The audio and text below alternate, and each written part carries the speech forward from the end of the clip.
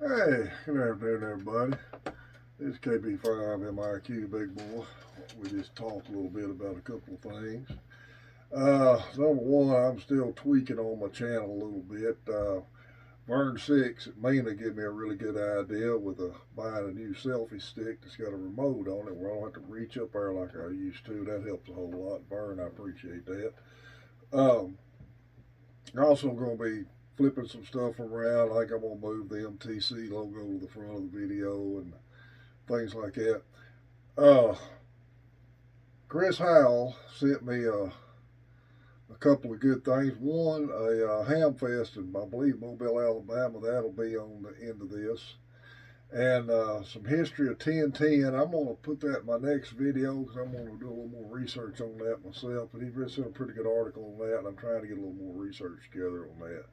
So, Chris, I appreciate it. Two things, couple things I want to cover today. One, I'm going to clip a picture and a short video of that 4-band dipole that I put up that I told y'all I won earlier in the summer. Don't laugh, you'll see the backside of my redneck mansion I live in. So, and my antenna array will probably make the experts' heads explode. But hey, it's mine, it works. Kind of interesting dipole. I talked to Greg, KI5NHZ, I believe it's called, out of the Texarkana Club. And he was kind of over the drawing on all that, and he didn't know where they got it from. So it appears to be a very well built antenna. 4-band dipole, 12, 17, 20, and 40. And I told y'all earlier about having the tangle issues putting it up.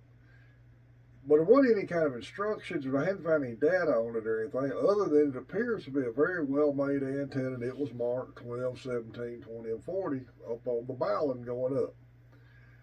And the ends of it were already finished off with loops to tie to, which made me think that, well, it's either already tuned or it was designed to be used with a tuner. And y'all know some earlier videos, I've always preferred operating resident antennas. It's like me and Jeff talked years ago. We just recently bought tuners, the last 10 years of being in this hobby. We never had tuners before. It's because we didn't, on a budget, didn't have the money to spend on it. We always had, resident antennas. Whether they was homemade dipoles or whatever. Well, I had taken the tuner off my rig and quit using it. So when I put this 4-band dipole up, SWR's high on it. Not real high, but really too high to operate with. It would cut back the radio a little bit. And I run a nano VNA on it, and it was high all over the ham band, the 4 ham bands. It was the dips were either on one end of it or the other out of band. So I got thinking, well, it's not tuned. It's not really made to tune, so maybe this dipole is actually made to be used with a tuner. So I slapped my tuner back on, and it works good with a tuner. In fact, I hadn't made very many 12-meter contacts in my whole career, and none. I only made about 2 or 3 since I got General. Well, I made 2 12-meter DX contacts right after the day I put the tuner on. I worked Costa Rica and I worked Cuba. And both of them was, I've got the antenna broadsided east and west, so Costa Rica's off the end of it. And I had a 5.6 signal report, 5.9 in Cuba.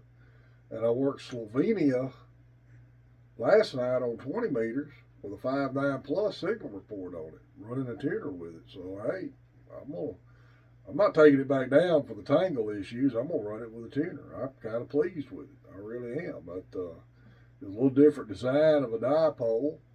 And anybody got any constructive criticism when you see these pictures and the little short video, tell me. But I really didn't know other way to put this thing up and make it usable. And I've got it on about a 30, almost 35-foot pole. So you can judge it from at the end of all this stuff be tied in on the end of it, so you can judge it from that.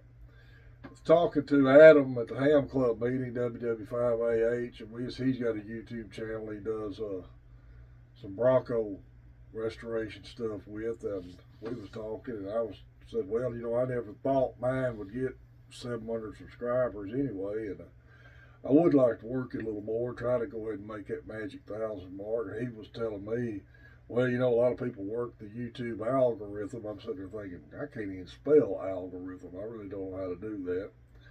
So I'm going to stick with my own way of going here with this.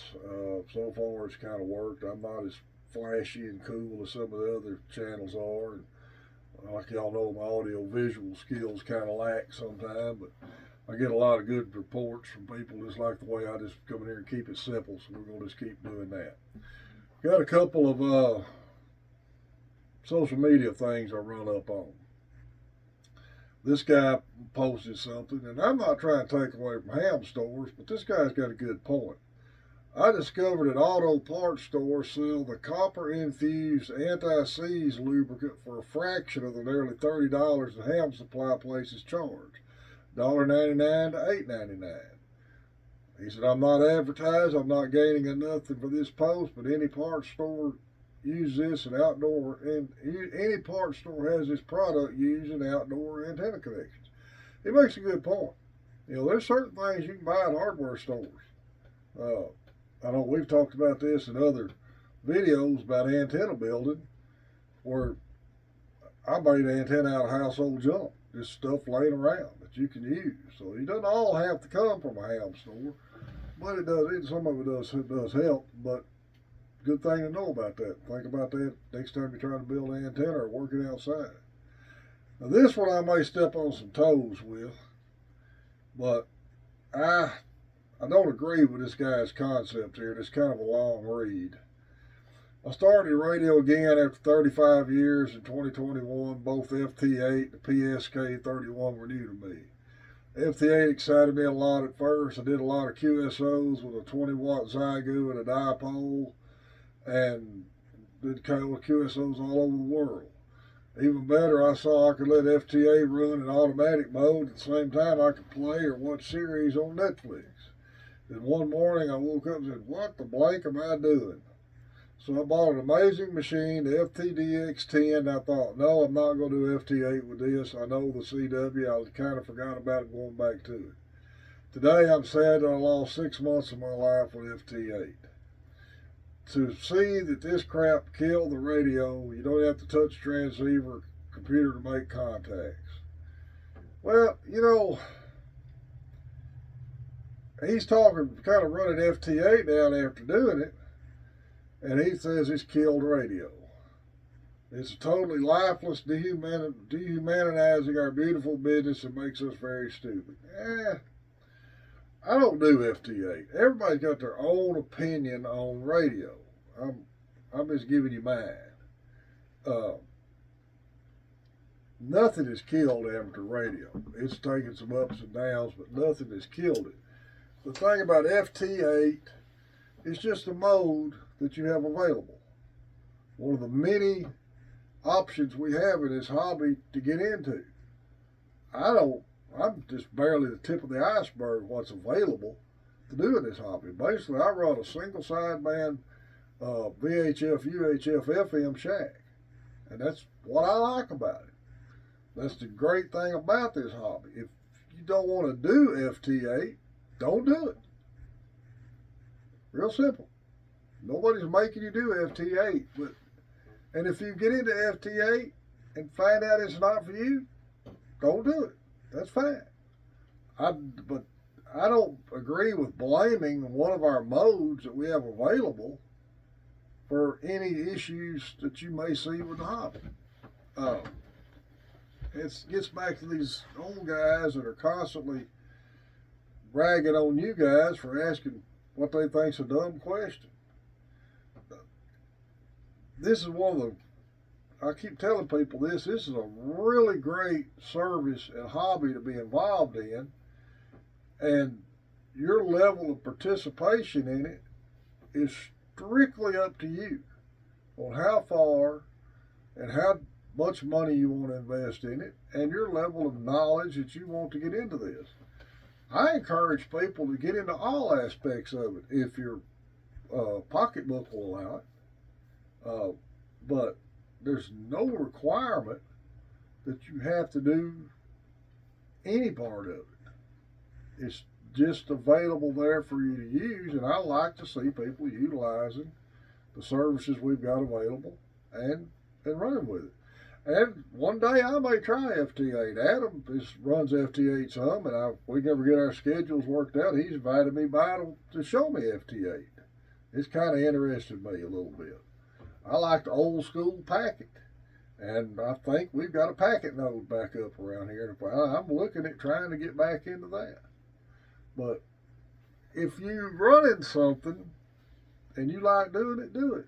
If you don't want to do it, don't do it, but don't chastise everybody blaming that's a problem with the hobby, when this hobby's got lots of problems, but the modes we have authorized to us are not one of them, in my opinion.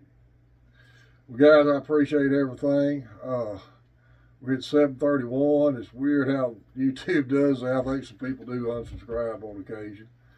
And got any more suggestions, let me know. And I'm going to go into the history of 10-10 and 10 meters a little better in the next video. I wasn't quite ready to get into all that today. But I appreciate everybody who subscribed to the channel. This is a KB5 MIQ Big Boy 73. That's going to turn on. That's not turning off. That's coming.